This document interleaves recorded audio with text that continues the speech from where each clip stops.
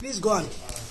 పూర్తి ఆత్మస్థితిలో మనం ఆ యొక్క వాక్యాలను అంటూ మనం చెప్పాలి. మన ఆత్మతో ఆ వాక్యాన్ని మనం చెప్తున్నాం, మనం చెప్పుకుంటున్నాం. నేనంటే నాకు ఇష్టం, నన్ను నేను ప్రేమిస్తున్నాను, నా శరీరంలోని అవయవాలని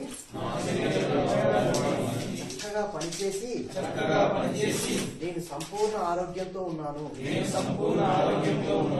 మరియు నేను నా కుటుంబ సభ్యులందరితో కలిసి సంపూర్ణ ఆరోగ్యంతో, సర్వ సంపదలతో, ప్రేమతో, కరుణతో, కృతజ్ఞతా భావంతో, ఆత్మజ్ఞానంతో ఆనందంగా కుటుంబ జీవితం గడుపుతూ మేమంతా కలిసి ఈ ధ్యాన విశ్వానికి సహాయపడుచున్నాము.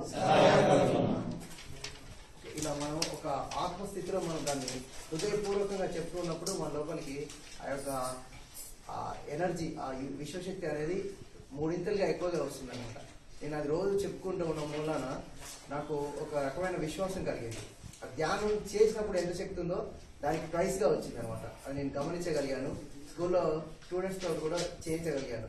ఈ వీక్ డేస్లో నాకు ఎప్పటి నుంచో ఒక సంవత్సరం కింద నుంచి ఒక స్కిన్ డిసీజ్ ఉండే, అవి ఎప్పుడు తగ్గకుంటుండే. ఈ వీక్ డేస్లో ఆ స్కిన్ డిసీజ్ కూడా మొత్తం పూర్తిగా పోయింది.